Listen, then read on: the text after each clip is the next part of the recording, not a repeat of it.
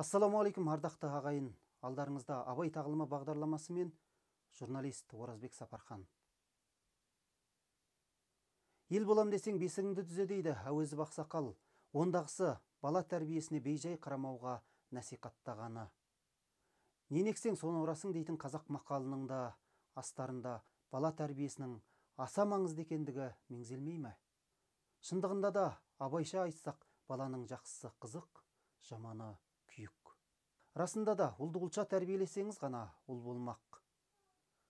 Ақ қағазға нені жазсаңыз, соны оқитыныңыз сияқты. Бала санасына нені сіңірсеңіз, соның жемісін жейсіз.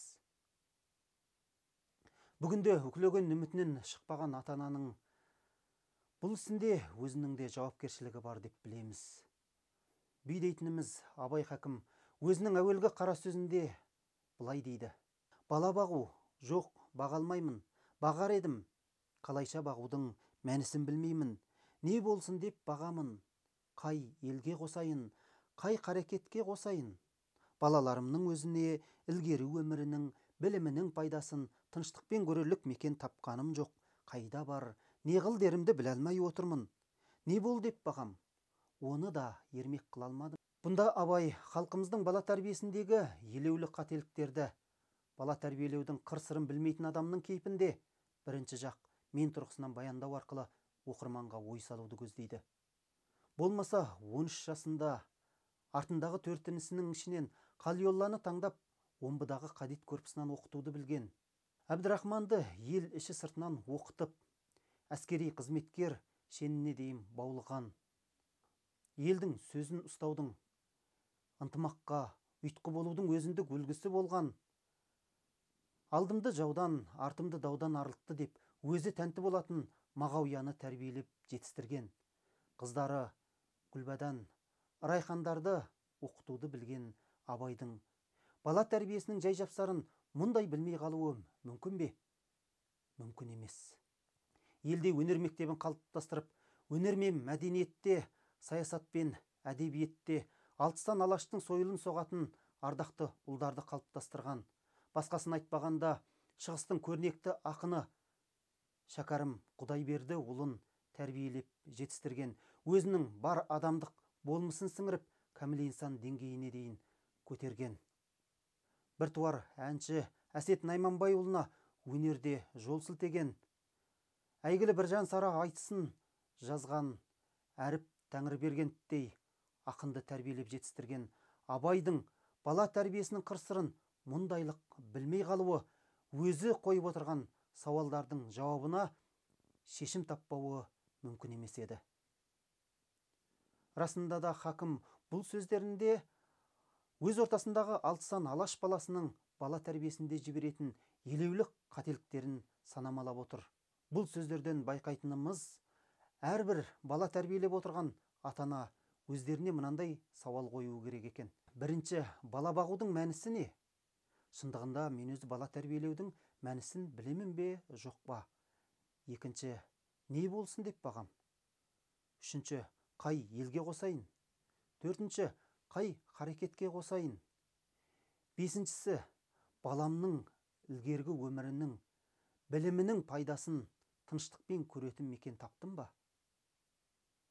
Алтыншысы, қайда бар деймін? Жетіншісі, сол бала межеге жету үшін не қыл деймін? Сегізіншісі, бала үкілеген үміттен шығу үшін не бол деп бағам? Аталмыш сөздерден шыққан бұл сауалдар хакім ілімінің ұлы жұмбағы болып табылатын кәміл инсанға жетудің, немесе кәміл инсанды тәрбиелеудің алғы шарттары болса керекті. Расында да бұл сауалдар арғысы Ырғызбай, Өскенбайлардан, бергісі Құнанбайдардан келе жатқан Абай ата тегінің алтын шежіресінің тарихи тәжірибесі негізінде қалыптасқан дүниетаным деуге болады. Бұл сол тарихи тәжірибенің Абай шығармашылығындағы немесе Абай дүниетанымындағы көрінісі бір жарқылы іспетті. Шын мәнісінде бұл 8 сауал Абай ата тегінің тарихи тәжірибесі деуге лайық. Бұл тарихи тәжірибеден қарадан шыққан қан атанған Құнанбай туды. Келесі буында адамзаттың Абайын берді. Одан кейінгі буында ату жазасы үшін төңіректегі бар ауылдың адамдарын жинағанда мойнына қойып беретін кінә таппаған әулие шәкәрім дүниеге келді. Бір өлеңінде медресеге баламды біл деп бердім, қызмет қылсын, шен алсын деп бермедім дейді абай. Шындығында да оқудың мұраты шен алу, қызметтік баспалдағы емес, адам болу, білу екендігін жан жүрегімен сезініп, соны өзінің өмірлік ұстанымына айналдырған абай бала тәрбиесінде осы қара сөздегі осы бөлікті азаматтарды ойландыру үшін, немесе осы 8 сауалға нық жауап таппайынша бала тәрбиесінің діттеген мұратқа жетпейтіндігін меңзейді. 8 сауалдың қай-қайсысы болмасын, баланың тағдыры мен келешекте кім болатындығын шешу және әкенің қандай тарихи миссияны атқарып қалмағы үшін аса маңызды екендігі көрінеді мазмұнынан. Бала тәрбиесіндегі осы 8 сауал біздің ұлттық тәрбиелеу методикасының үлкен мазмұндарына, ірі бөліктеріне айналуға тиіс. Әрбір шаңырақта осы қасиетті қастерлі отанның оғы болып қадалатын, мұрат мақсаты айқын, өзіндік позициясы бар, ашық ойлы азаматтарды елдің серкесіне айналатын ұл қыздарды тәрбиелеу үшін осы сауалдарға әрбір әке, сіз бен біз жауап беруге міндеттіміз. Осы 8 сауалға жауап табылса, сіз бен біздің әкелік тарихи миссиямыздың қомақты парасы орындалғаны да. Шындығында бүгінгі таңдағы бала тәрбиесіндегі ойсырап жатқан қателіктердің маңызды мазмұндары осы сауалдармен қатысты жатқан жоқ па?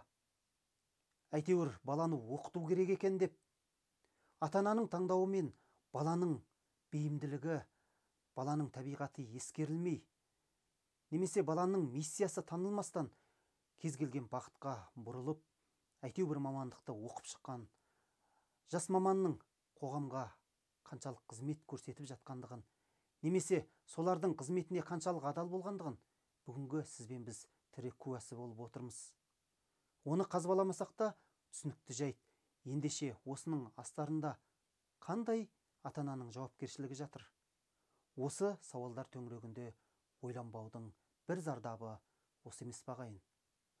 Бүгінгі таңда арамыздан кешегі Құнанбай сияқты мен Абайды өзімнен асырып туғыздым, ендеше Абайда өзінен асырып тудырсын деп, өзінің тарихи миссиясына сеніммен жауап айта алатын әкелердің болмауы, немесе сізбен біздің буынымызда әкеден асып туды дейтін қазақтан дүниетанымында айтылатын 3 ұл әкеден өте туған, жете туған, артынан кейін кете туған ұлдардың алдыңғысының, яғни әкеден өте туатын ұлдың аз болуына не себеп?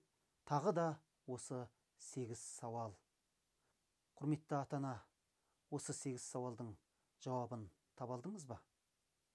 Айтарым ол Абай тағылымының бала тәрбиесіне қатысты бір бақырасы осы екен ағайын.